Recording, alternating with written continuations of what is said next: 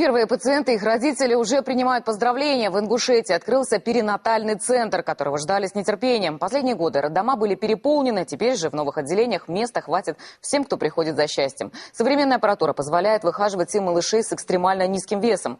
Появился в республике первый онкологический диспансер, также оснащенный по последнему слову техники. Анна Курбатова продолжит. Растем потихонечку, меняемся каждый день. Латифе Цичуевой всего 4 дня. Это первый ребенок в первом республиканском перинатальном центре. Это первый ребеночек мой, вот, дочка. Пока Латифа спит, ее мама показывает фото дочери в первые часы жизни. В центре есть бесплатный интернет, и чтобы показать новорожденную родным, не пришлось дожидаться выписки.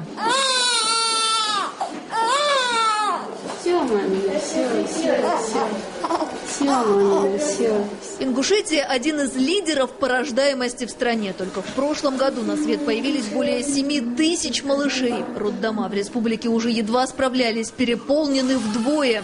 Открытие 7-этажного центра – это не только дополнительные палаты. Здесь все в одном здании. Стационар, женская консультация, на лифте в хирургию и реанимацию. Оборудование новейшее. Можно выявить патологию уже на 8-й неделе беременности и сделать, например, во время УЗИ трехмерное фото и видео малыша.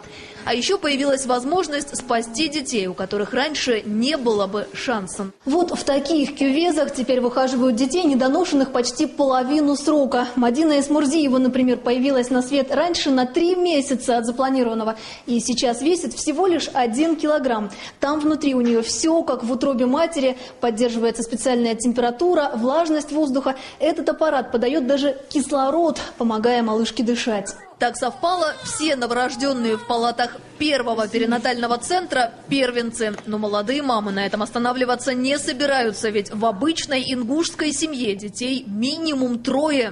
Как вас зовут? Салима. Сколько вы весите? Это уже 2 килограмма 100 граммов. В Ингушетии открылся и онкоцентр, единственный в республике. Я горжусь, я помню. В 8-9 году, вы все помните, кто работал в тубдиспансере, помните, да, где вы располагались, как вы плакали, просили. Мы тогда, я даже не верил, что у нас это получится. Новый диспансер посетила и министр здравоохранения Вероника Скворцова. Его стоимость более 1 миллиарда рублей, почти половину потратили на закупку медоборудования. Здесь у нас аппарат для определения сои, тоже большой экран. Здесь очень есть обычным методом, мы получаем сою в течение 60 минут, то на данном анализаторе это возможно в течение 20 секунд. Видим прекрасную лабораторию морфологическую, которая оцифровывает все данные, позволяет консультировать с Москвой, с Петербургом, с чем угодно, с лучшими морфологическими лабораториями мира. Мы видели с вами диагностический отсек. Все приборы цифровые. Это автоматизированные полностью аппараты, которые высоко чувствительные, специфичные, без ошибок в диагностике. Новый онкодиспансер принять готов одновременно 100 пациентов. Сейчас борьбу с болезнью в нем уже начали 60 человек. Тем временем такие же современные центры уже готовятся к открытию в Костроме, Калуге и Липецке. Анна Курбатова, Сергей Табала, Ольга Кири, Виктор Ангелов. Первый канал.